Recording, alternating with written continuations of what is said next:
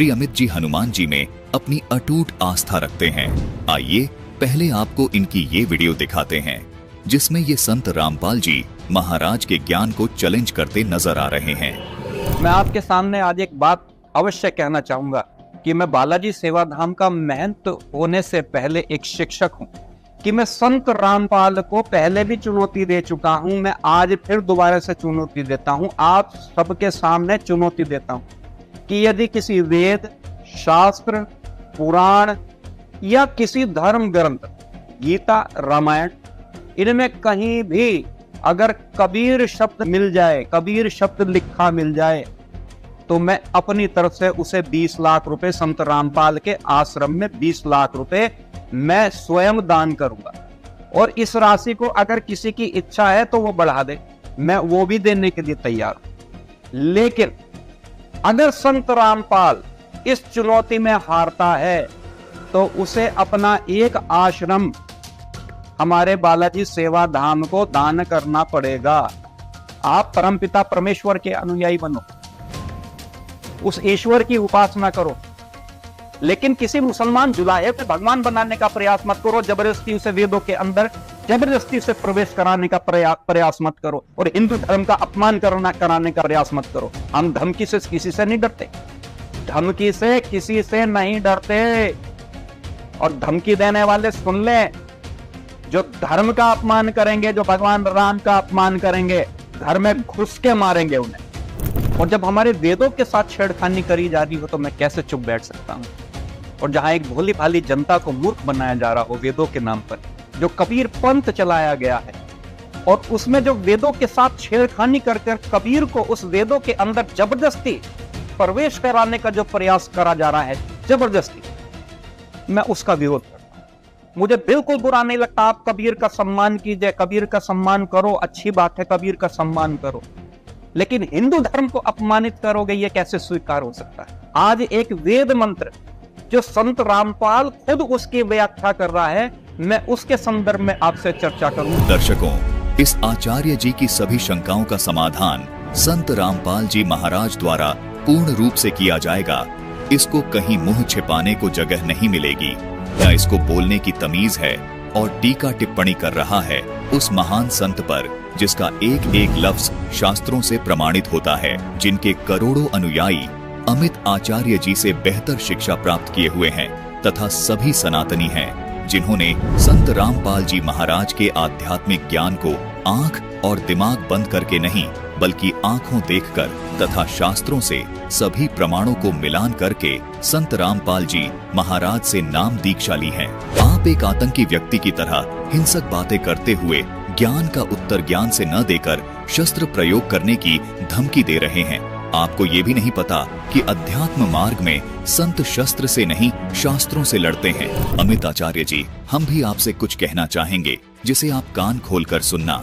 हम भी आपको घर में ही घुसकर मारेंगे, लेकिन शस्त्रों से नहीं, शास्त्रों से ही आपका कचूमर निकालेंगे, इसलिए तैयार हो जाओ। जो संपूर्ण संसार के अंदर गीता का अनुसरण किया जाता है, विदेशों के कई स्कूलों में आज गीता को पढ़ाया जा रहा है।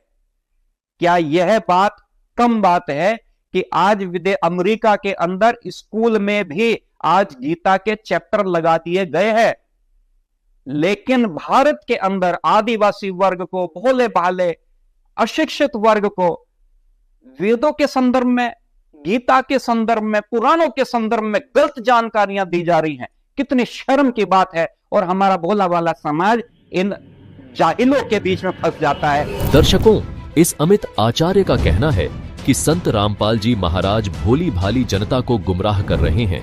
इनके कहने का मतलब है कि संत रामपाल जी महाराज अनपढ़ लोगों को भ्रमित करके अपने पीछे लगाए हुए हैं। इस अज्ञानी व्यक्ति की नजर में पढ़े लिखे लोग वह हैं जो आज की चकाचौंध में अपनी संस्कृति को भूलकर पश्चिमी सभ्यता को अपना कर जी रहे हैं। लटक झटक के बातें करने वाले को तथा जो मेकअप करके अपने बाहरी सौंदर्य को प्रदर्शित करते हैं, वे लोग इस व्यक्ति के लिए पढ़े लिखे शिक्षित हैं। इस महामूर्ख व्यक्ति के लिए सादगी से रहने वाले लोग अनपढ़ और महामूर्ख हैं। दर्शकों, संत रामपाल जी महाराज अपनी भारतीय सभ्यता और संस्कृति को महान मानते हैं। और इस पवित्र संस्कृति को बचाए रखने के लिए अपने अनुयायियों को सादगी और सरलता पूर्वक जीवन जीने की शिक्षा देते हैं, जिसका पालन करते हुए समस्त अनुयायी सुशिक्षित होते हुए भी सादगी और सरलता भरा जीवन जीते हैं, जिसकी एक झलक आपके सामने है। आप कहाँ से आए हैं गुड़िया? जी मैं बालाघाट एमपी से। बालाघाट एमपी से। आपका नाम क्या है, आप बताएंगे हमारे दर्शकों को? जी मेरा नाम भावना दासी है जी। तो आपने जो है संत रामपाल जी महाराज जी से आपने जो है नाम दीक्षा कब ली थी? जुलाई 2017 में लिया था। गुरुजी की दया से हम पहले ज्ञान समझे और टीवी के माध्यम से, और परमात्मा का जब हमें ज्ञान समझ में आया तो परमात्मा जी की दया से हमने नाम दीक्षा लिया। आपकी पढ़ाई कहाँ तक है बेटा? जी मैंने बीएससी डीएलएड कर रखा है परमात्मा जी की दया से, और पीजीडीसीए भी कर रखा है। सही, बहुत अच्छा है। इन्होंने जो चीज़ बताई, देखिए दर्शकों आप ये देख सकते हैं कि ये जो है एक पढ़ी लिखी जो है बालिका हैं, और ये जो है मतलब सब कुछ इनको अनुभव, ऐसा आप नहीं कह सकते कि मतलब जो है अनपढ़ लोग ही जो है संत रामपाल जी महाराज जी से जो है तो जुड़ रहे हैं, नाम दीक्षा ले रहे हैं। आप ये देख सकते हैं कि ये जो एक शिक्षित होते हुए भी इन्होंने जो है संत रामपाल जी महाराज जी का भक्ति वाला रास्ता चुना। ये बहुत अपने आप में एक बहुत बड़ी चीज़ है जो इन्होंने बताई कि संत रामपाल जी महाराज जी जो अपनी वाणी में, जो अपने सदग्रंथों में जो ज्ञान बताते हैं वो बहुत सटीक ज्ञान है, वो सीधे मोक्ष मार्ग को लेके जाता है। और कुछ कहना चाहेंगे हमारे दर्शकों को आपकी, जैसे यहाँ पर कुछ जो ज्ञान समझ कर आते हैं उनका ये उद्देश्य रहता है कि चलो यहाँ हमको मोक्ष मिलेगा और सुख मिलेगा और शांति मिलेगी, तो आपका क्या उद्देश्य था? जी आपने बहुत अच्छा क्वेश्चन किया। दासी जब गुरुजी का नाम दीक्षा मतलब लिया था तो मुझे सबसे अच्छी बात गुरुजी की ये लगी थी कि गुरुजी हर धर्म को लेके चलते थे। ऐसा कोई संत नहीं था जो सभी धर्म ग्रंथों को खोल खोल के बताया। ऐसे पहले संत देखा मैंने कि परमात्मा जी हिंदू धर्म हो, मुस्लिम हो, सिख हो, ईसाई हो, सभी की मतलब किताबें जो पवित्र सदग्रंथ है साहिब है सभी को मतलब खोल खोल के दिखा रही है। ये मुझे बहुत अच्छा लगा, इसलिए मैंने नाम दीक्षा लिया गुरुजी की। तो नहीं ठीक है, आपने जो संत रामपाल जी महाराज जी हैं जो सिलेबसों को खोल खोल कर दिखाते हैं और सद्ज्ञान बताते हैं, लेकिन उसके पीछे जो है एक और चीज़ है, जैसा कि वो संत रामपाल जी महाराज जी जो है मोक्ष का वादा करते हैं कि जो भी उनसे नाम दीक्षा लेगा उनको मोक्ष 100% मिलेगा। तो आपको कितना भरोसा है कि संत रामपाल जी महाराज जी की जो सद्भक्ति से आपको मोक्ष मिलेगा या नहीं मिलेगा, कितने % भरोसा है आपको, बताइए? 100% भरोसा है, क्योंकि हमारी जो भक्ति है वो शास्त्रों के अकॉर्डिंग भक्ति है ना, तो 100% हम अपने गुरुदेव पे विश्वास करते हैं कि हमारी जो भक्ति है ये मोक्ष मार्ग की भक्ति है।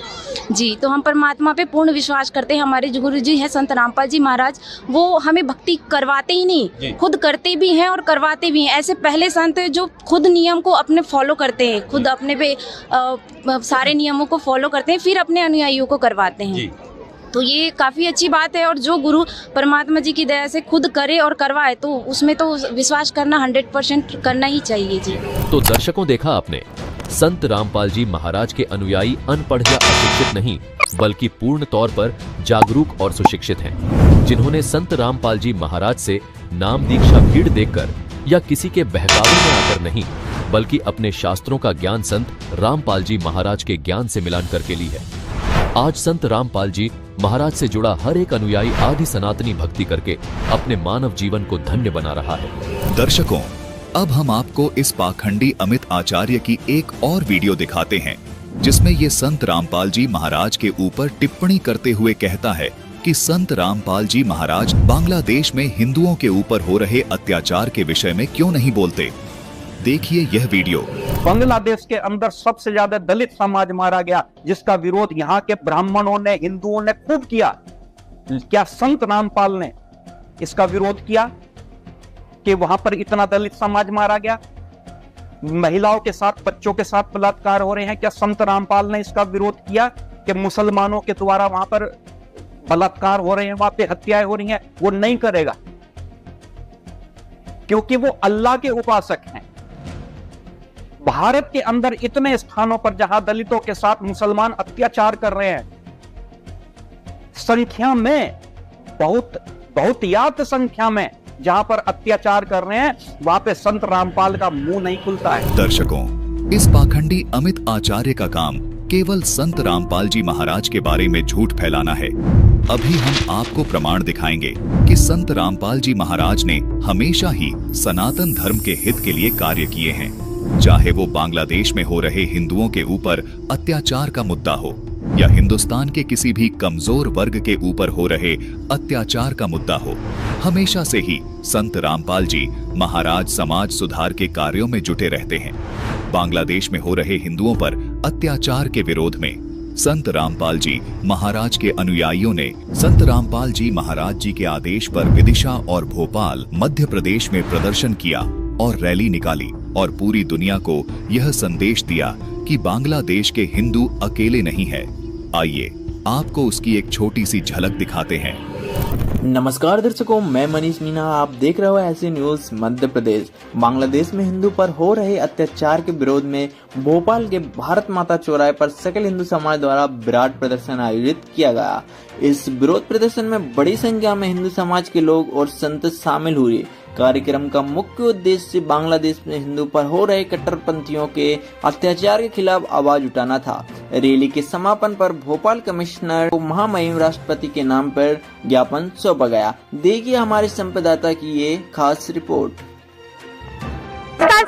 नमस्कार सर, हम आपसे यह जानना चाहते हैं कि आप यहाँ पर क्यों एकत्रित हुए हैं? जी, आज हम भोपाल शहर में इसलिए एकत्रित हुए हैं क्योंकि जो बांग्लादेश में कट्टरपंथियों द्वारा जो हिंदुओं पर अत्याचार किया जा रहा था उसके खिलाफ यहाँ पर भोपाल में एक विराट आंदोलन किया जा रहा है, जिसमें संत रामपाल जी महाराज जी के सभी अनुयायियों द्वारा यहाँ पर विराट आंदोलन किया जा रहा है एवं विश्व हिंदू परिषद द्वारा भी यहाँ पर विराट आंदोलन किया जा रहा है। तो यहाँ पर जो धर्म की रक्षा करने के लिए, सनातन धर्म की रक्षा करने के लिए यहाँ पर सभी लोग यहाँ पे एकत्रित हुए हैं। सर, हम आपसे यह जानना चाहते हैं, संत रामपाल जी महाराज जी के उपदेशों से इस रैली का क्या संबंध है? इस रैली का बिल्कुल निश्चित रूप से संबंध है, क्योंकि संत रामपाल जी महाराज हमेशा देश के लिए, हिंदू हित में ही कार्य करते हैं, सनातन धर्म के लिए ही कार्य करते हैं। क्योंकि संत रामपाल जी महाराज जी ने अपने शिष्यों को सिखा रखा है कि जब भी कहीं पे अत्याचार होता है तो उस पर संत रामपाल जी महाराज जी किसी से जरूर आवाज उठाते हैं। इसलिए यहाँ पे आज हम लोग सब लोग इकट्ठे होके और यहाँ पर जो अत्याचार हो रहा था बांग्लादेश में उसके खिलाफ यहाँ पे विराट प्रदर्शन कर रहे हैं। धन्यवाद सर। धन्यवाद। दर्शकों, जितने भी लोगों के मन में ये भ्रांति थी कि संत रामपाल जी महाराज जो हैं वह हिंदुओं का विरोध करते हैं, सनातन धर्म का विरोध करते हैं, तो आज ये जो हिंदुओं के समर्थन में जो रैली निकाली जा रही है उससे ये इतना तो प्रमाणित हो चुका है कि संत रामपाल जी महाराज सनातन धर्म के विरोधी नहीं है, वे सनातन धर्म के सच्चे हितैषी हैं। दर्शकों, संत रामपाल जी महाराज हमेशा से ही हिंदुओं के साथ खड़े रहे हैं, क्योंकि संत रामपाल जी महाराज एक सच्चे सनातनी संत हैं और उनके सभी अनुयायी पूरे विश्व में सत्य सनातन धर्म प्रतिष्ठित करने में संत रामपाल जी महाराज का सहयोग कर रहे हैं। दर्शकों, ये पाखंडी अमित आचार्य ये कहता है कि संत रामपाल जी महाराज श्री राम का सम्मान नहीं करते, जबकि जब अयोध्या में श्री राम मंदिर का उद्घाटन हुआ तब संत रामपाल जी महाराज ने दर्शनार्थ आने वाले सभी श्रद्धालुओं के लिए कई महीनों तक निशुल्क भंडारे का आयोजन किया, ताकि आने वाले किसी भी श्रद्धालुओं को भूखा ना रहना पड़े। आइए आपको उसकी भी एक छोटी सी झलक दिखाते हैं। मैंने गुरुजी का फर्स्ट ऑफ ऑल नाम पहली बार सुना है यहाँ आते ही, और मुझे जो भी यहाँ पे सुविधाएं मिली है, मैं फैन हूँ गुरुजी की। अब ये सेवा बहुत ही बढ़िया है, यहाँ का सेवा देख के हम बहुत ही धन्य, ऐसे लग रहा है कि राम जी का ही दर्शन हो गया हम इधर आकर, ऐसा ही लग रहा है। अभी यहाँ पर कोई साफ सफाई की सारी व्यवस्था सही है? सही है, एक नंबर है, एक नंबर है। सर, संत रामपाल जी जो है उनके माध्यम से ये आयोजन किया गया है भंडारा का। हम कल से आए हुए हैं, बहुत अच्छा भंडारा का आयोजन है। 24 घंटा यहाँ लोग जो है भोजन प्रसाद पा रहे हैं, कहीं किसी को कोई असुविधा नहीं है। और जो इनके कर्मचारी हैं बड़े अच्छे हेल्पफुल ढंग से जो है सबकी मदद करते हैं और सबको भोजन प्रसाद खिलाते हैं। क्या नाम बताया सर आपने? मेरा नाम रमेश प्रसाद मिश्रा है, मैं जबलपुर से आया हुआ हूँ। देखिए, परम पूजनीय संत रामपाल जी का मैं अपनी तरफ से और अपनी सहारनपुर जिले की आई हुई पूरी टीम और भक्तों की तरफ से मैं तो बहुत बहुत उनका धन्यवाद करना चाहूँगी। उन्होंने इतनी सुंदर व्यवस्था, उनके सभी जितने भी यहाँ पर सेवा कर रहे हैं, बहुत ही सुंदर व्यवस्था और समय समय पर पूरी सफाई का ध्यान, पानी की व्यवस्था, मतलब बहुत सुंदर व्यवस्था और सब कुछ निःशुल्क, कहीं किसी से कोई 1 रुपया नहीं लिया जा रहा है। इतनी सुंदर व्यवस्था बहुत बड़े मन से की जाती है, उनके इसके लिए मैं उनका बहुत बहुत धन्यवाद, आभार व्यक्त करूँगी। संत पूज्य श्री रामपाल जी के इस आयोजन में हमने आज दोपहर में भोजन लिया, शायद शाम को भोजन लिया। इतनी सुंदर व्यवस्था है, इतना स्वादिष्ट खाना है कि शायद कोई सानी नहीं है इस खाने का। इतना सुंदर खाना है, बहुत बढ़िया, बहुत स्वादिष्ट खाना है और निःशुल्क है, सबसे बड़ी बात है। और जितने भी सेवादार लगे हैं यहाँ, उनकी कार्यशैली देखकर तो मैं बहुत आत्मविभोर हूँ। बहुत सुंदर लग रहा है, बहुत साफ़ सफाई की व्यवस्था है, कहीं कोई दिक्कत नहीं है, बहुत अच्छी व्यवस्था है, बहुत बढ़िया। भोजन बहुत अच्छा लगा। मैं अरविंद सिंह हूँ और भंडारे का हमने प्रसाद ग्रहण किया। हमको जो सबसे अच्छा इसमें लगा कि प्रसाद तो बहुत स्वादिष्ट है ही, उसमें कोई कहीं से शंका नहीं है, लेकिन जो उसमें खिलाने वाले का भाव है उसको वो प्रसाद को दुगना स्वादिष्ट बना दे रहा है। बड़े प्रेम भाव से भोजन कर रहे हैं, आपको बहुत अच्छा लग रहा है। कहते हैं कि रोटी राम, सब्जी राम, दाल राम, हलवा राम, तो हर चीज में राम। वो जो उनका बोलने का अंदाज है प्रेम भाव का, कि आदमी अगर भक्त एक रोटी एक पूड़ी खाना चाहता है तो वो 2 और 3 खा जाता है उस भाव में। ये हमको सबसे सुंदर लगा, सबसे अच्छा लगा कि कितनी भी भीड़ आ जाए, किसी के ऊपर कोई दिक्कत नहीं, किसी के चेहरे पर कोई शिकन नहीं। मैं जब भी आता हूँ मुझसे बोलते रहते हैं कि जितने भी लोग हों आप भेजो, कोई चिंता की विषय नहीं है। 24 घंटे हम खिलाएंगे, 24 घंटे हम चाय पिलाएंगे। ये भाव देखकर मैंने इतना बड़ा भाव अपने जीवन में पहली बार देखा है। सर, जैसा कि आप भी राम जी की सेवा में लगे हुए हैं और जब संत रामपाल जी महाराज जी के अनुयायियों की तरफ से आपको ये आश्वासन दिया जाता है कि आइए, आपका स्वागत है, आपको तहे दिल से स्वागत है, आप कितने भी श्रद्धालु आप यहाँ पर भेज सकते हैं, तो आपको कैसा लगता है ये सपोर्टिव माहौल जब आप प्राप्त करते हैं? तो हमको ऐसा लगता है कि स्वयं प्रभु राम की कृपा हमारे ऊपर हो रही है कि जो ऐसे लोग हमको मिले हैं और इतने आश्वासन से हमको कहते हैं कि कितने भी लोग आ जाएं भेज दीजिए। हमारी वो सारी चिंताएं दूर हो गई कि अगर संख्या ज़्यादा आएगी तो मैं क्या करूंगा। अब मैं एकदम निश्चिंत हो गया हूं कि कितनी भी संख्या आए, हमारे पास ऐसे संत जी के, रामपाल जी के शिष्य गण यहाँ पे हैं कि हमने अब सारी चिंता संत रामपाल जी पर छोड़ दिया। Thank you so much sir. और कुछ कहना चाहेंगे? आपको कैसा लगा इन लोगों का व्यवहार? हमको बहुत अच्छा लगा। उसके कहने के लिए मेरे पास अब कोई शब्द नहीं है कि मैं किस शब्द में उनको धन्यवाद दूं। यहाँ कैंप में पूरी प्रॉपर व्यवस्था है, प्रॉपर खाना मिल रहा है, इतना अच्छा खाना मिल रहा है कि मतलब एक वीआईपी रेस्टोरेंट में भी इतना अच्छा खाना नहीं मिल सकता।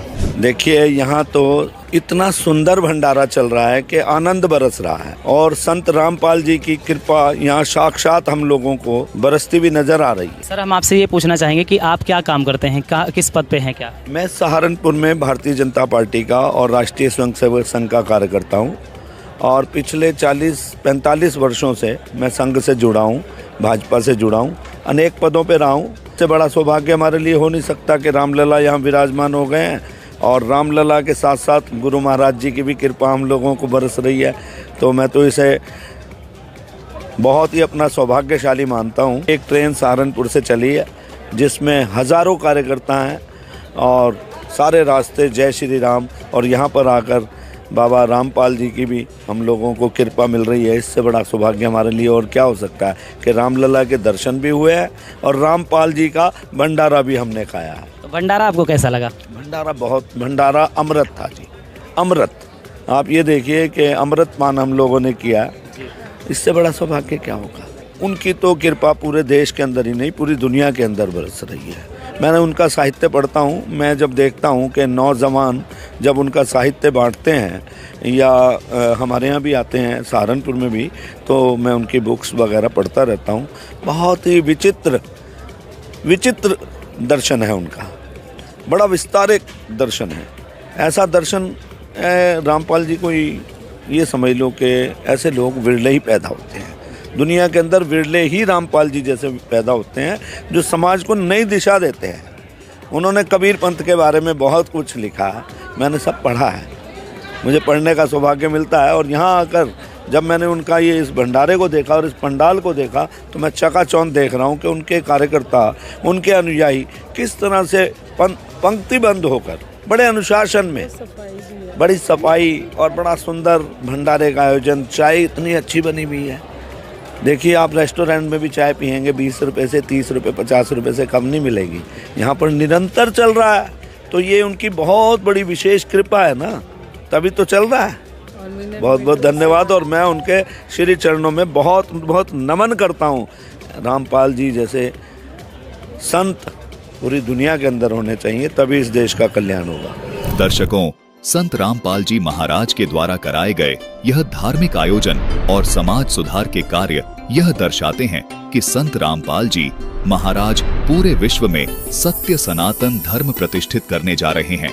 संत रामपाल जी महाराज एक सत्य सनातनी हितैषी हैं, इसलिए किसी भी बुद्धिजीवी को इस पाखंडी की बातों में नहीं आना चाहिए, क्योंकि इस पाखंडी का कार्य केवल झूठ बोलना और लोगों को ठगना है।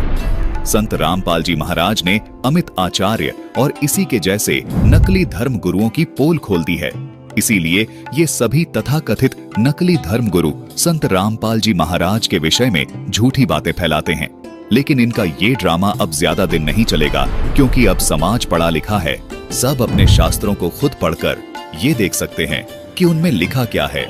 दर्शकों, आपने सुना कि बालाजी के पुजारी यानी हनुमान जी के पुजारी श्री अमित आचार्य जी ने ये कहा है कि संत रामपाल जी महाराज कहते हैं कि ऋग्वेद मंडल नंबर 9 सूक्त 86 के मंत्र 26 में इस कबीर शब्द का अर्थ कबीर देव लिखना चाहिए था। वेद का अनुवाद करने वाले ने गलती कर दी।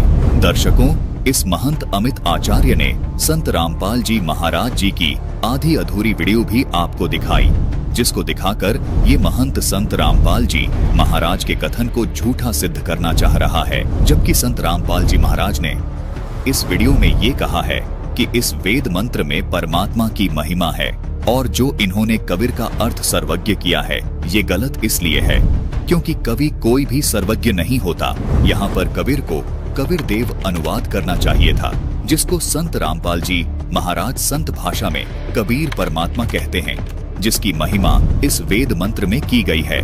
दर्शकों, इस महंत का कहना है कि यहाँ ये कवि शब्द है और इसका अर्थ सर्वज्ञ ही होना चाहिए। संत रामपाल जी महाराज यहाँ कबीर शब्द गलत अनुवाद कर रहे हैं। दर्शकों, ये अज्ञानी कबीर का अर्थ सर्वज्ञ करके अपनी अज्ञानता को दर्शा रहे हैं और कह रहे हैं कि वेदों में कबीर कहीं नहीं लिखा, जबकि संत रामपाल जी महाराज कह रहे हैं कि संस्कृत में जो ये कबीर लिखा है इसको संत भाषा में हम कबीर बोलते हैं, क्योंकि अनुवादकर्ताओं ने कबीर देव के गुणों को अर्थ रूप में लिख दिया। क्योंकि कबीर परमात्मा सर्वज्ञ हैं, यानी सारी सृष्टि के रचनाकार हैं, लेकिन अनुवादकर्ता को इस कबीर का अर्थ कबीर देव करना चाहिए था, जिसको संत रामपाल जी महाराज संत भाषा में कबीर परमात्मा कहते हैं। लेकिन इन अज्ञानियों का कहना है कि ये कबीर नहीं है, यहाँ तो सर्वज्ञ लिखा है। दर्शकों, यदि इस अज्ञानी की तरह हम भी ये बात कहें कि पूरी रामायण में हनुमान नाम का कोई ऐसा व्यक्ति नहीं है जिसकी पूजा ये अमित आचार्य जी करते हैं, जिसने कभी पहाड़ उठाया था। क्योंकि यदि हनुमान नाम की संधि विच्छेद करके लिखें कि हनु जमा मान, यानी हनु का अर्थ होता है ठोड़ी तथा मान का अर्थ होता है वाला, तो हनुमान का अर्थ बना ठोड़ी वाला।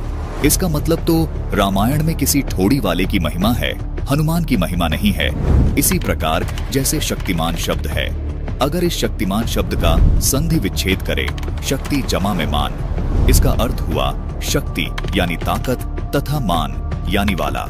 इस प्रकार शक्तिमान शब्द का अर्थ हुआ ताकत वाला यानी ताकतवर, अर्थात शक्तिशाली यानी शक्तियुक्त। इसी प्रकार हनुमान का अर्थ हुआ ठोड़ी मान यानी ठोड़ी युक्त। दर्शकों, यदि इस हनुमान शब्द का अर्थ कोई रामायण या अन्य ग्रंथ में इस प्रकार अनुवाद करे तो समझ लो उस अनुवादक ने तो हनुमान जी का अस्तित्व ही खत्म कर दिया। एक और उदाहरण से समझते हैं। हनुमान जी का एक नाम बजरंगी भी है। बजरंगी शब्द का संधि विच्छेद हुआ वज्र जमा में अंगी। आप जानते हैं कि वज्र का अर्थ है पत्थर अथवा बजरी, जिसे अंग्रेजी में कंक्रीट कहते हैं, तथा अंग का अर्थ है शरीर तथा शरीर के भाग। तो यहाँ बजरंगी का अर्थ हुआ बजरी जैसे मजबूत शरीर वाला। इसी प्रकार हनुमान जी के जितने भी नाम हैं, जैसे पवन सुत अर्थात वायु का पुत्र, वायु मतलब हवा तथा पुत्र का मतलब बेटा, अर्थ हुआ हवा का बेटा। दर्शकों, आप सोचिए कोई हवा का बेटा कैसे हो सकता है? इसका मतलब क्या कोई ऐसा देवता नहीं है जिसकी ये महंत अमित आचार्य जी पूजा करता है? अमित आचार्य जी के पास इसका क्या जवाब होगा? दर्शकों, इसका जवाब वही होगा जो संत रामपाल जी महाराज ने कबीर देव के संदर्भ में दिया है। दर्शकों, हनुमान जी के नाम का अर्थ करना व्यर्थ है। यदि चौपाई में हनुमान जी लिखा है तो हनुमान ही लिखना पड़ेगा, उसका अर्थ करना ही मूर्खता है। जहाँ बजरंगी शब्द लिखा है तो उसका अर्थ करना भी मूर्खता होगी, बल्कि उस बजरंगी शब्द को समझाने के लिए हनुमान ही लिखना पड़ेगा। जहाँ पवन सूत लिखा है उसका अर्थ न करके हनुमान लिखना समझदारी होगी, क्योंकि बजरंगी शब्द, पवन सूत शब्द हनुमान जी का ही बोध करवाते हैं, जिस हनुमान जी ने द्रोणागिरी उठाया था। इसी प्रकार कवि शब्द, कबीर शब्द तथा कबीर देव शब्द ये उसी कबीर परमेश्वर का बोध करवाते हैं जो सर्व सृष्टि का रचनाकार है। इसीलिए कबीर का अर्थ सर्वज्ञ या अन्य करना बिल्कुल व्यर्थ है। जिस प्रकार पवन सुत का अर्थ हवा का बेटा करना व्यर्थ है, बजरंगी को पत्थर जैसे शरीर वाला करना व्यर्थ है, और जिस प्रकार हनुमान को ठोड़ी वाला करना व्यर्थ है। दर्शकों, जैसे एक जगन्नाथ शब्द है, यदि इस जगन्नाथ शब्द को संधि विच्छेद करके लिखेंगे तो ये जगन्नाथ शब्द इस प्रकार लिखा जाएगा, जगत जमा नाथ बराबर जगन्नाथ। दर्शकों, अब यहाँ विचारणीय विषय ये है कि इस जगत शब्द को जगन लिखने से भी जगत का बोध होता है। जगत यानी संसार, जग लिखने से भी जगत का ही बोध होता है।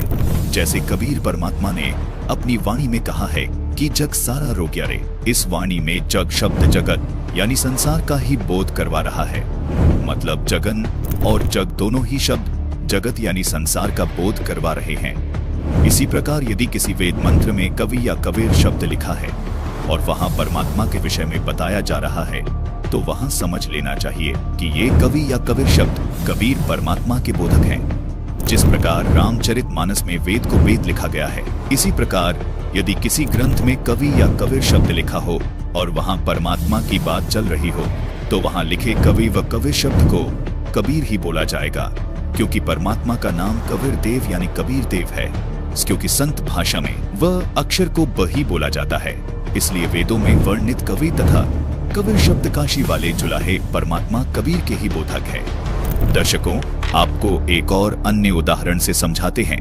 ऋग्वेद को यदि संधि विच्छेद करके लिखा जाए तो उसे ऐसे लिखा जाएगा, ऋग जमा वेद बराबर ऋग्वेद। अब यदि संस्कृत में कहीं ऋग ऐसे लिखा हो तो आम व्यक्ति नहीं समझ पाएगा कि ये ऋग शब्द ऋग्वेद का ही बोधक है, जबकि पूर्ण जानकार तुरंत बता देगा कि यहाँ ऋग का मतलब ऋग्वेद है।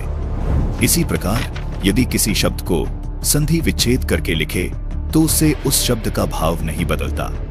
इसलिए इन वेद मंत्रों में कबीर को ऐसे कवि लिखने से इसका भाव नहीं बदल सकता। संत रामपाल जी महाराज का कहना है कि कबीर शब्द को कवि लिखने से ये न समझा जाए कि ये किसी साधारण कवि या साहित्यकार की महिमा है। संत रामपाल जी महाराज का कहना है कि वेदों में कवि, कबीर, कबीरदेव शब्द कबीर परमात्मा के ही बोधक हैं। दर्शकों, इसी प्रकार किसी भी ग्रंथ या शास्त्र में कवि शब्द या कबीर शब्द या कबीर देव शब्द लिखा हुआ हो और वहां महिमा परमात्मा की हो रही हो, तो वहां समझाने के लिए कबीर परमेश्वर अर्थ ही करना पड़ेगा। कबीर परमेश्वर जिसने सारी सृष्टि की रचना की है, यानी जो सारे संसार का रचनाकार है, क्योंकि वेद या अन्य धर्मशास्त्र उस सर्व सृष्टि के रचनाकार यानी रचनहार का ही गुणगान करते हैं। सृष्टि का रचनहार, सबका धारण पोषण करने वाला अविनाशी पुरुषोत्तम परमात्मा वो कबीर परमात्मा ही है, जो सन 1398 ईस्वी से सन 1518 ईस्वी तक भारत के प्रसिद्ध शहर काशी में एक जुलाहे की लीला करके सहशरीर आए थे और सहशरीर सनातन परम धाम में चले गए। जिस सनातन परम धाम के विषय में गीता अध्याय 18 के श्लोक 62 में भी बताया है। ये अविनाशी कबीर परमात्मा उस सनातन परम धाम यानी सतलोक में निवास करता है और वहां से चलकर पृथ्वी पर आता है, तत्व ज्ञान का प्रचार करता है तथा अधर्म का नाश करके धर्म की स्थापना करता है। दर्शकों, अब इन अज्ञानी महंतों, संतों, आचार्यों व शंकराचार्यों की उस शंका का समूल समाधान करते हैं जिसके विषय में ये बार बार चिल्ला रहे हैं। आइए पहले उनकी ये वीडियो दिखाते हैं। जैसे आपके हरियाणा के अंदर एक रामपाल है, वो भी बिल्कुल निरक्षर भट्टाचार्य, संस्कृत की ABCD भी नहीं जानता वो व्यक्ति, और वो भी संस्कृत में टांगड़ आता है। और स्थिति इनकी क्या है, वेद का एक मंत्र आता है, वो पुरुष सूक्त का मंत्र है। ऋषि दयानंद ने भी सत्यार्थ प्रकाश में जिसको दिया है, मंत्र का नाम है सपर्यगा शुक्रमकाय अवर्णा असना विरम शुद्धमा पाप विद्धम कबीर मनीषी परिभू स्वयंभू। इस मंत्र में कभी शब्द आया, कभी ही परमात्मा को कभी से संबोधित किया गया, परमात्मा कभी भी है। अच्छा, कवि और कबीर में अंतर है या नहीं? दोनों शब्दों में कितना बड़ा अंतर है, एक तो कवि शब्द है और एक कबीर शब्द है ना, कबीरदास। क्योंकि रामपाल कबीरदास जी का भक्त है, उनको मानता है कबीरपंथी है, तो वो रामपाल कहता है कि कबीरदास जी का वर्णन वेद के अंदर भी है। कबीर मनीषी आया है, अरे वहां तो कवि शब्द है, संधि होकर के कबीर बन गया है। दर्शकों, संत रामपाल जी महाराज को निरक्षर भट्टाचार्य बताने वाले इस आर्य समाजी प्रवक्ता का नाम है स्वामी सच्चिदानंद जी महाराज। जिस नर्सरी का ये पौधा है, आइए उसके मालिक के जीवन परिचय से आपको रूबरू करवाते हैं। किसी संत को निरक्षर कहने वाला ये साक्षर भट्टाचार्य दयानंद सरस्वती का चेला है। जिस तरह की इसकी भाषा है, ये दर्शाता है कि ये दयानंद सरस्वती के पद चिन्हों पर निरंतर आगे बढ़ रहा है। क्योंकि आज हम आपके सामने दयानंद सरस्वती का भी इतिहास रखने जा रहे हैं, जिसको ऐसे साक्षर भट्टाचार्यों ने महर्षि बनाकर जनता के सिर पर बैठा रखा था। उनके इतिहास को जानने के बाद इस साक्षर भट्टाचार्य के ज्ञान का स्तर स्वतः आपके सामने आ जाएगा। दर्शकों, यजुर्वेद के अध्याय 40 के जिस मंत्र 8 को ये आर्य समाजी प्रवक्ता बोलकर सुना रहा है, आइए पहले आपको इस मंत्र का अनुवाद दिखाते हैं जो संत रामपाल जी महाराज ने किया है। इस मंत्र की संस्कृत और हिंदी दोनों साथ हैं।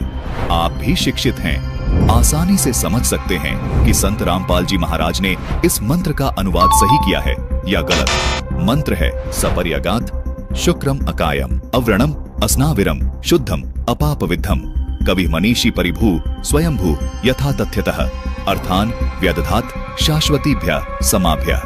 आइए अब इस मंत्र का अनुवाद देखते हैं। सह यानी वह परमात्मा, पर्यगात यानी सशरीर है।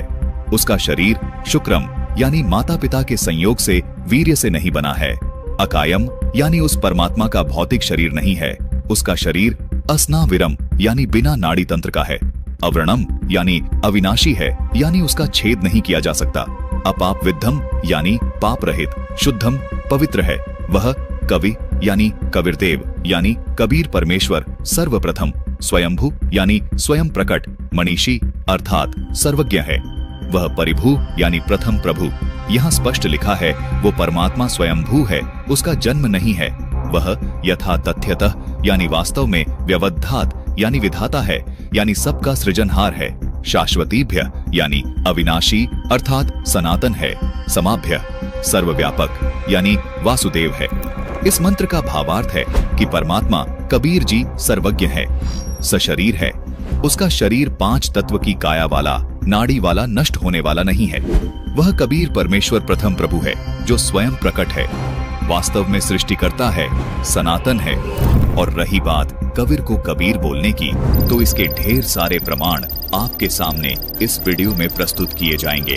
आइए आपको पहले उस दयानंद सरस्वती के जीवन इतिहास से रूबरू करवाते हैं। दर्शकों, आइए दयानंद सरस्वती को अपना आध्यात्मिक गुरु मानने वाले इस आर्य समाजी आचार्य को आज कुछ तथ्यों से रूबरू करवाते हैं, जिनको देखकर यह आर्य समाजी आचार्य शर्म के मारे पानी पानी हो जाएंगे, क्योंकि यह जिस संत के आध्यात्मिक ज्ञान पर सवाल खड़ा कर रहे हैं, उस संत ने महर्षि की उपाधि प्राप्त दयानंद सरस्वती जी के अज्ञान का संपूर्ण पर्दाफाश किया हुआ है।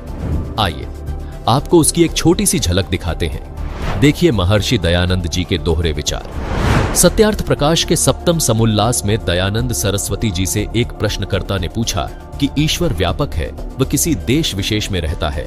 इसके जवाब में दयानंद सरस्वती ने जवाब दिया कि ईश्वर व्यापक है, क्योंकि जो एक देश में रहता तो सर्वांतर्यामी, सर्वज्ञ, सर्वनियंता, सबका सृष्टा, सबका धर्ता और प्रलयकर्ता नहीं हो सकता। अप्राप्त देश में कर्ता की क्रिया का होना असंभव है।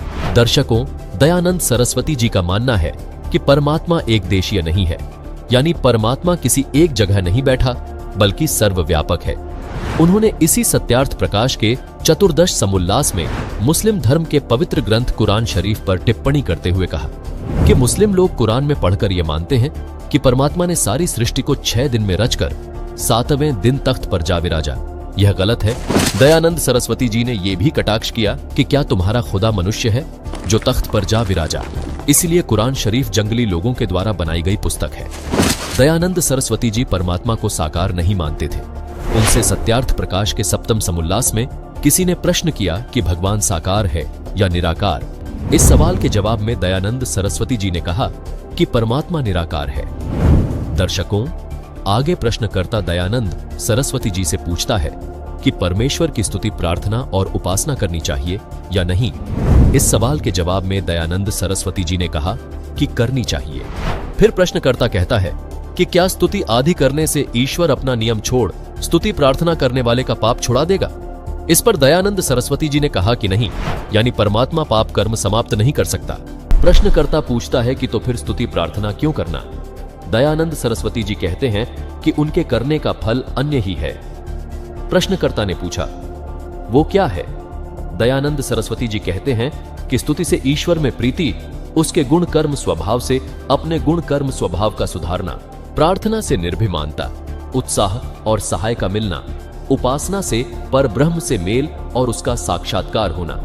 दर्शकों, अब आप ही विचार कीजिए कि पहले इस सवाल के जवाब में दयानंद सरस्वती जी कह रहे थे कि परमात्मा निराकार है।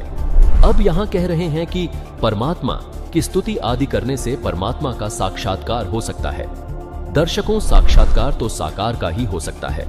आइए अब आपको संत रामपाल जी महाराज के वो सत्संग प्रवचन दिखाते हैं जिसमें उन्होंने वेदों से प्रमाणित किया है कि परमात्मा एक देशीय है तथा मनुष्य के जैसा साकार है। ऋग्वेद मंडल नंबर 9 सूक्त 86 के मंत्र 27 में स्पष्ट है कि जो परमात्मा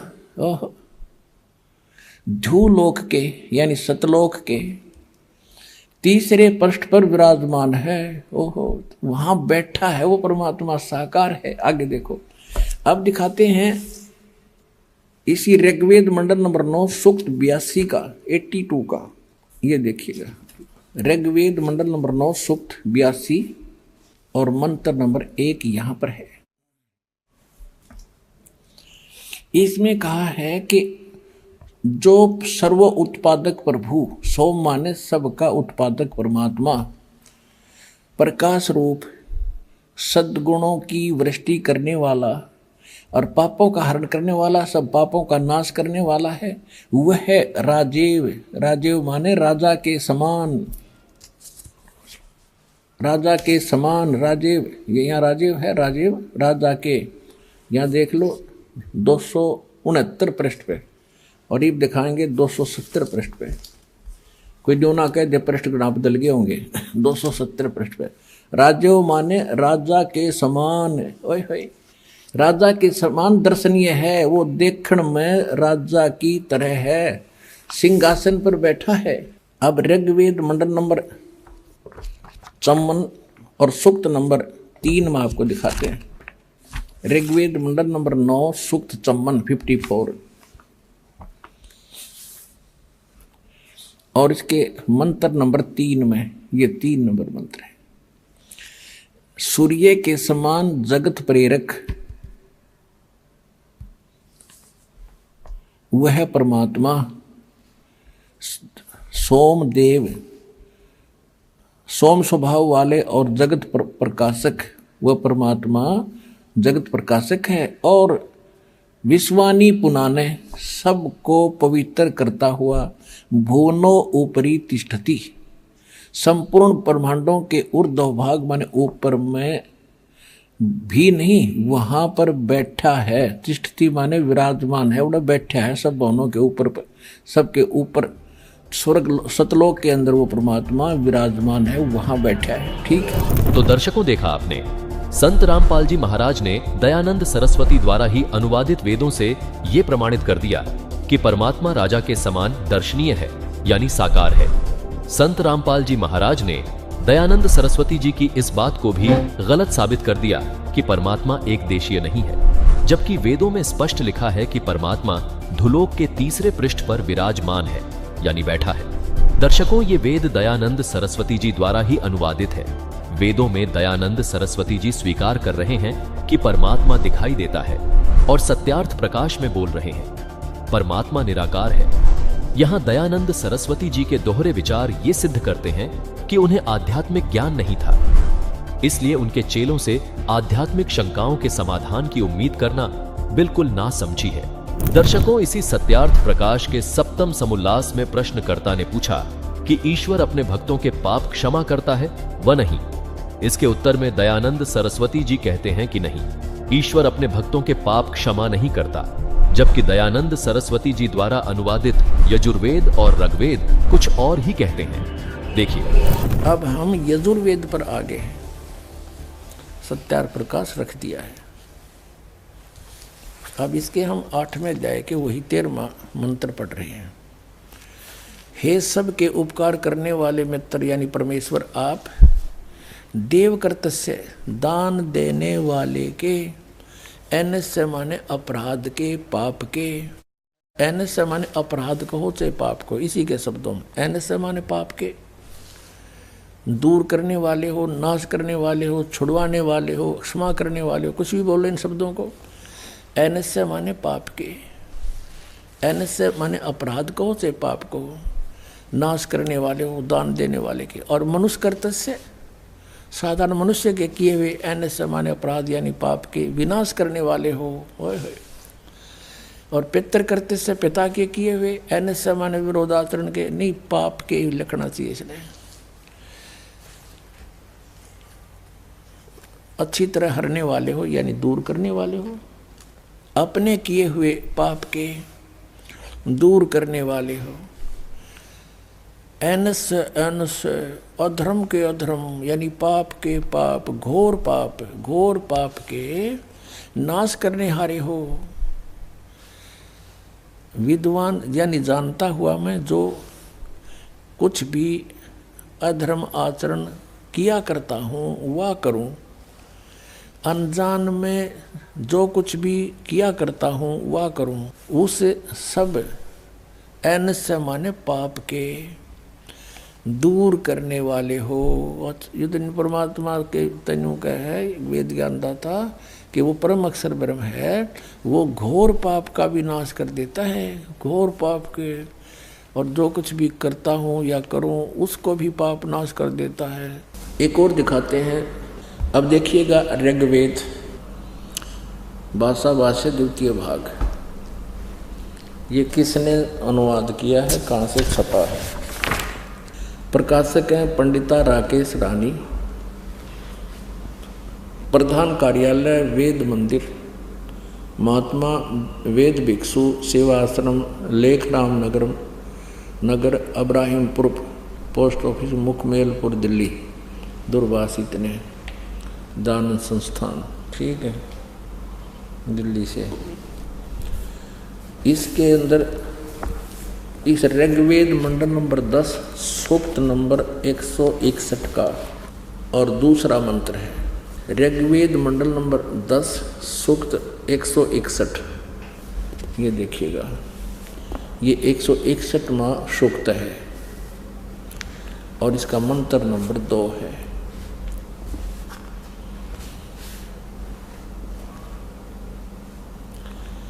यदि किसी रोगी की जीवन शक्ति समाप्त हो, यदि वह सीमा से भी परे हो गया है, यदि वह मृत्यु के सन्निकट चला गया है, तो भी उसे मैं भारी कष्टप्रद रोग के पंजे से मुक्त कराऊं तथा उसे 7 वर्ष के जीवन हेतु, 100 वर्ष के जीवन हेतु, 7 सरदाए यानी 7 माने 100, शरद माने सर्दी ऋतु, नो का कारण इसने 40 दिवाली खा रखी है, ऐसे ये यानी 7 वर्ष के जीवन हेतु बल संपन्न करूं। भावार्थ, यदि रोगी की जीवन शक्ति समाप्त हो यानी जीवन खत्म हो गया हो रही है और उसका रोग सीमा को पार कर गया है, तब भी परमात्मा उसे इस कष्टप्रद रोग से मुक्त कर 7 वर्ष यानी 100 वर्ष का जीवन दे सकता है। तो दर्शकों, देखा आपने संत रामपाल जी महाराज ने दयानंद सरस्वती द्वारा ही अनुवादित वेदों से ये प्रमाणित कर दिया कि परमात्मा भक्ति करने वाले साधक के घोर पाप को भी नाश कर देता है। जबकि दयानंद सरस्वती जी सत्यार्थ प्रकाश में कह रहे हैं कि परमात्मा पाप कर्म समाप्त नहीं कर सकता है। इससे भी स्पष्ट होता है कि दयानंद सरस्वती व उनके चेलों का आध्यात्मिक ज्ञान शून्य है। आइए आपको दयानंद सरस्वती जी के कुछ और आध्यात्मिक विचार दिखाते हैं, ताकि आपको आज ये विश्वास हो सके कि संत रामपाल जी महाराज के आध्यात्मिक ज्ञान के सामने ये तथा कथित धर्म गुरु सूर्य के सामने दीपक भी नहीं है। दर्शकों, सूर्य से याद आया कि दयानंद सरस्वती जी का मानना है कि सूर्य पर भी मनुष्य रहते हैं। दर्शकों, यह है सत्यार्थ प्रकाश का अष्टम समूलास, जिसमें प्रश्नकर्ता ने दयानंद सरस्वती जी से पूछा कि सूर्य, चंद्र और तारे क्या वस्तु हैं और उनमें मनुष्य आदि सृष्टि है व नहीं। तो देखिए दयानंद सरस्वती जी ने क्या कहा। दयानंद सरस्वती जी कहते हैं कि ये सब भूगोल लोक है और इनमें मनुष्य आदि प्रजा भी रहती है। दर्शकों, मनुष्य तो छोड़ो, दयानंद सरस्वती जी तो कहते हैं सूर्य आदि ग्रहों पर पशु पक्षी भी रहते हैं। दर्शकों, क्या इस आर्य समाजी साक्षर भट्टाचार्य को वैज्ञानिकों की सहायता नहीं करनी चाहिए, जो वे अरबों रुपए खर्च करके भी इन ग्रहों पर कुछ नहीं खोज सके। दर्शकों, सूर्य पर रहने की बात तो छोड़ो, यदि इन आर्य समाजियों को सूर्य की तरफ देखने को भी कहा जाए तो भी ये आर्य समाजी काले चश्मों का इस्तेमाल करेंगे कि कहीं सूरज को देखने मात्र से हमारी आंखें न खराब हो जाए। और बात करते हैं सूर्य पर मनुष्य के रहने की। दर्शकों, दयानंद सरस्वती यही नहीं रुके, इन्होंने तो ये भी कह दिया कि सूर्य पर मनुष्य वेदों को भी पढ़ते हैं। वाह रे साक्षर भट्टाचार्य, मान गए आपको और आपके आध्यात्मिक शिक्षक दयानंद सरस्वती जी को। दर्शकों, अब आपको दयानंद सरस्वती जी के कुछ ऐसे विचार भी दिखाते हैं जिससे उनकी मानसिक स्थिति पर भी आपको शक होना लाजमी होगा, क्योंकि दयानंद सरस्वती जी ने सत्यार्थ प्रकाश के चतुर्थ समूलास में कहा है कि 48 वर्ष का पुरुष और 24 वर्ष की कन्या का विवाह उत्तम है। दर्शकों, इस तरह की अनाप शनाप बातों से दयानंद सरस्वती जी का ये ग्रंथ भरा पड़ा है। इस तरह की बातें कोई ज्ञानी व्यक्ति नहीं कर सकता, केवल नशे में ही इस प्रकार की बातें की जा सकती हैं। दर्शकों, अब आपको ये बात जानकर भी हैरानी होगी कि दयानंद सरस्वती जी खुद नशा भी करते थे। इसी वजह से ये ऐसी अनाप शनाप बातें किया करते थे, जिसका प्रमाण हमें इन्हीं की जीवनी में देखने को मिलता है। यह है महर्षि दयानंद का जीवन चरित्र पुस्तक, जिसके पेज नंबर 38 पर लिखा है कि 1 अक्टूबर सन 1856 बुधवार तदनुसार आसौज सुदीदो संवत 1913 को दुर्गा कुंड के मंदिर पर जो चांडालगढ़ में स्थित है, मैं वहां पहुंचा। वहां मैंने 10 दिन व्यतीत किए। वहां मैंने चावल खाने बिल्कुल छोड़ दिए और केवल दूध पर अपना निर्वाह करके दिन रात योग विद्या के पढ़ने और उसके अभ्यास में संलग्न रहा। दुर्भाग्य से इस स्थान पर मुझे एक बड़ा व्यसन लग गया, अर्थात मुझको भांग सेवन करने का अभ्यास पड़ गया और प्रायः उसके प्रभाव से मैं मूर्छित हो जाया करता था।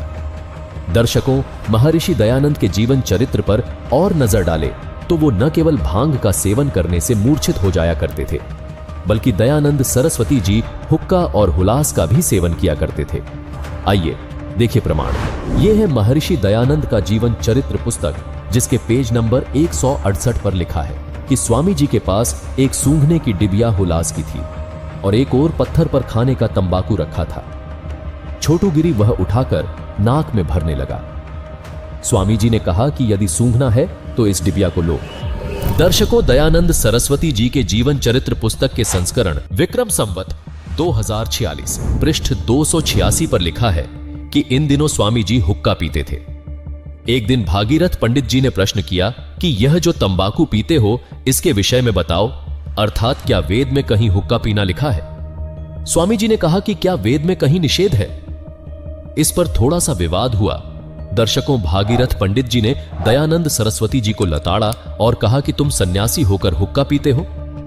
स्वामी जी ने कहा कि यदि तू हुक्के से क्रुद्ध होता है तो ले, यह कहा और उसे तोड़ डाला। दर्शकों, दयानंद सरस्वती जी के जीवन चरित्र पुस्तक से यह सिद्ध हो गया कि महर्षि कहलाने वाले दयानंद सरस्वती जी भांग पीते थे, हुक्का पीते थे और हुलास सूंघा करते थे, यानी एक नशेड़ी व्यक्ति की तरह जीवन जीते थे। उनसे आध्यात्मिक ज्ञान की अपेक्षा करना मूर्खता ही है। और आज एक ऐसे व्यक्ति के विचारों पर चलने वाले ये साक्षर भट्टाचार्य जी संत रामपाल जी महाराज के आध्यात्मिक ज्ञान पर सवाल खड़ा करते हैं, जिनका इतिहास दुर्व्यसनों से भरा पड़ा है। दर्शकों, भांग आदि व्यसन करने वाला इंसान तो यही आध्यात्मिक ज्ञान देगा जो आपको दिखाया गया है। दयानंद सरस्वती जी ने इस सत्यार्थ प्रकाश में बहुत से महापुरुषों के बारे में अनाप शनाप बोला है, जो ये दर्शाता है कि उनके पास आध्यात्मिक ज्ञान नहीं था और वे हमेशा ही नशे में डूबे रहते थे। जिन कबीर जी को पूरा भक्त समाज संत मंत का पुरोधा भक्ति युग का जनक मानता है, उस कबीर परमात्मा के बारे में दयानंद सरस्वती ने सत्यार्थ प्रकाश के 11वें समोल्लास में क्या लिखा है, देखिए। प्रश्नकर्ता ने दयानंद सरस्वती जी से पूछा कि आप सभी महापुरुषों को गलत बता रहे हैं, तो बताइए कबीर पंथी तो अच्छे हैं? दयानंद सरस्वती ने कहा, नहीं। प्रश्नकर्ता ने कहा कि क्यों अच्छे नहीं हैं? कबीर साहिब तो फूल से उत्पन्न हुए और अंत में फूल ही हो गए। जिस बात को वेद पुराण नहीं जानते थे, उसको कबीर जानता था। उनको अच्छा मानने में आपको क्या आपत्ति है? दयानंद सरस्वती ने उत्तर दिया कि क्या कबीर भुनगा था या कलिया था जो फूलों से उत्पन्न हुआ और अंत में फूल हो गया? कबीर तो उटपटांग भाषा जानता था, तंबूरे लेकर गाता था, भजन बनाता था। दर्शकों, ये थे कबीर साहिब जी को लेकर दयानंद सरस्वती जी के विचार। जबकि वेदों में स्पष्ट लिखा है कि वह परमात्मा जब पृथ्वी पर लीला करने के लिए आता है तो कविताओं के माध्यम से अपने ज्ञान को बोल बोलकर सुनाता है। इस कारण एक प्रसिद्ध कवि की उपाधि प्राप्त करता है। दर्शकों, हैरानी की बात है, ये बात दयानंद सरस्वती जी वेद के इस मंत्र में खुद स्वीकार कर रहे हैं। देखिए, ऋग्वेद मंडल नंबर 9 सूक्त 96 के मंत्र 17 में परमात्मा का नाम बताया गया है। ये भी बताया गया है कि वह परमात्मा कैसी लीला करता है। देखिए, ये ऋग्वेद मंडल नंबर 9 सूक्त 96 का मंत्र नंबर 17। इसमें लिखा है कि वह परमात्मा शिशु रूप में प्रकट होता है और किशोर अवस्था अर्थात 5 से 6 वर्ष की आयु से ही काव्यना अर्थात कविताओं के माध्यम से रेभन यानी जोर जोर से बोलकर कबीर गिरभी अर्थात कबीर वाणी द्वारा अपना ज्ञान सुनाता है, जिस कारण से वह एक प्रसिद्ध कवि की भी उपाधि प्राप्त करता है। वह कबीर संत सोम अर्थात वह कबीर अमर परमात्मा है। अब यहाँ बता रहे हैं, उसी का वर्णन है कि वो परमात्मा जो शिशु रूप में प्रकट होता है तो बचपन से ही बड़े बड़े विद्वानों की छक्के छुड़ा देता है और वो अपने कविताओं से कवियों की तरह बोल बोल कर वाणी बोलता है, अमर वाणी। ऊंचे ऊंचे स्वर में गरज गरज कर कहीं पर भी खड़ा होकर तंबूरा लेकर गाने लग जाते थे। परमात्मा के बच्चे उसके चारों तरफ मंडरा जाते थे, उनको ज्ञान सुनाते थे, उनको उनके उद्धार का मार्ग बताते थे। और महर्षि दयानंद परमात्मा की निंदा करते हुए सत्यार्थ प्रकाश में कहता है, कबीर तो तंबूरे लेकर गाया करता, शूद्र जाति का था, इसलिए पंडितों के पास गया विद्या पढ़ने के लिए। संस्कृत किसी ने पढ़ाया नहीं, फिर आप पे उठ पटांग भाषा बना के गाने लग गया और पीछे तो उनके चेल्यान उसके द्वारा जो भजन भुजन बनाए थे वह नोट कर लिए हैं। और नीच जाति दुल्हाओं को मैं वो दोहना रहता था, कुछ मूर्ख लोग उसके जाल में फंस गए। और वेद तन्यों कहें वो परमात्मा ऐसा ही करता है, तबूरे लेकर गाता है, कवियों की तरह आचरण करता है। अब दिखाएंगे वेद में। तो वो परमात्मा होता है, वो कबीर संत सोम, जिसको तुम यहाँ कबीर देव कह दे, कबीर कबीर भी ना लिखो। ये व्याकरण वाले ये मान लो वो उस परमात्मा का नाम कवि है, इनके हिसाब से कवि। इस कवि ही का अर्थ यजुर्वेद की तरह यजुर्वेद लिखते हैं, ऐसे कबीर देव लिख दो तुम। हम कबीर देव आप कह देंगे उसने, क्योंकि हम वह को वह बोले हैं। कबीर देव, देव माने भगवान, कबीर देव है और वो कवियों की तरह आचरण करता है। स्वामी दयानंद जी ने कलम तोड़ दी है समाज सुधार के लिए। क्या बताया है कि किसी का पति धर्म प्रचार के लिए बाहर गया हो तो उसके लिए 8 वर्ष बाट देखा है, के लिए गया है तो 6 वर्ष, और धन कमाने रोजगार के लिए गया हो तो 3 वर्ष बाट देख के किसी अन्य पुरुष के साथ वो पशु तुल्य कर्म करके नियोग करके संतान उत्पत्ति कर ले, और वो संतान उसी पति की होगी, उसी का गोत्र होगा और उसकी संपत्ति की अधिकारी होगी। दूसरा ये बताया कि यदि किसी स्त्री का पति दुखदायक हो, मारता पीटता हो, धमकाता हो, तो उसको तुरंत त्याग कर उससे बात करे नहीं, किसी अन्य पुरुष के साथ नियोग करके पशु तुल्य कर्म करके और संतान उत्पत्ति कर ले। उसके दाएं भागी यानी उस पति की ही संपत्ति के मालिक वो होंगे। जो गैर पुरुष से वह उसकी आँखों के सामने गलत काम करके आवेगी और वो जो संतान होगी वो उसी की उस जीवित पति की संपत्ति के अधिकारी होंगे। ऐसे स्वामी जी कहते हैं अपने कुलों की उन्नति करो। दास का विचार है कि ऐसे तो कुल के कुल लड़कर मर जाएंगे, कुल विकास नहीं, कुल का नाश हो जाएगा। अपनी आँखों के सामने अपनी पत्नी को कौन व्यक्ति दूसरे पुरुष के साथ संबंध देख सकता है और फिर उस संतान को वो संपत्ति दे देगा। ये है स्वामी दयानंद जी के सत्यार्थ प्रकाश के कलम तोड़ विचार कि समाज सुधार और कुल विकास के लिए। दर्शकों, अभी आपको इसी आर्य समाजी प्रवक्ता स्वामी सच्चिदानंद जी की एक वीडियो और दिखाते हैं, जिससे आपको पता चलेगा कि ये लोग कितने आत्मविश्वास के साथ झूठ बोलते हैं। धर्म क्या है? फिर मैं अपनी बात पर आना चाहता हूं। आजकल समाज में धर्म के नाम पर बहुत बड़ा पाखंड चल रहा है। कान खोल कर ये बात को सुनिएगा आप लोगों ने ऊपर से पैकिंग धर्म की हुई है, अंदर अपना माल भर करके लोग बेच रहे हैं। ऐसी ऐसी मान्यताएं समाज में धर्म के नाम पर प्रचलित हो चुकी हैं, जिन मान्यताओं का धर्म से कोई भी लेना देना नहीं है। बिल्कुल स्पष्ट बोल रहा हूं मैं इस बात। दर्शकों, देखा आपने इनके विचार कितने शुद्ध और स्पष्ट हैं, लेकिन मजे की बात तो ये है कि जब हम इनकी करनी पर एक नजर डालते हैं तो पता चलता है कि इनकी करनी और कथनी में कितना बड़ा अंतर है। इनकी करनी को देखने के बाद तो इनसे घिन आती है, क्योंकि ये सत्यार्थ प्रकाश पर वेदों की पैकिंग लगा के बेच रहे हैं। दर्शकों, जैसा कि आपने देख ही लिया है कि सत्यार्थ प्रकाश में सारी बातें सामाजिक मान मर्यादाओं के विरुद्ध लिखी हुई हैं। फिर भी ये आर्य समाजी लोग सत्यार्थ प्रकाश पर लिखते हैं कि ये पुस्तक वेद आदि सत्य शास्त्रों से प्रमाणित है, जबकि इस पुस्तक सत्यार्थ प्रकाश में समाज विनाश की झलक ही नहीं, बल्कि पूरी पुस्तक में ही समाज के विनाश की बातें लिखी हुई हैं। ये पुस्तक शास्त्रों के विरुद्ध है, वेदों के विरुद्ध है। दर्शकों, शर्म की बात है कि ऐसी पुस्तक जो वेद विरुद्ध है और समाज के विरुद्ध है, उस पुस्तक के ऊपर वेदों की पैकिंग लगाकर समाज को कोरा अज्ञान परोसा जा रहा है। दूसरों को गलत बताकर समाज में नफरत फैलाने वाले ये धर्म के ठेकेदार सभी के मानव जीवन को बर्बाद कर रहे हैं। इन आर्य समाजी पदाधिकारियों की सदा से ही ये आदत रही है कि दूसरों की बुराई करो, हिंसा बढ़ाओ और अपना उल्लू सीधा करो। लेकिन अब समाज जागरूक हो चुका है। अब इनकी दाल नहीं गलने वाली, क्योंकि संत रामपाल जी महाराज ने इनके अज्ञान का पर्दाफाश कर दिया है।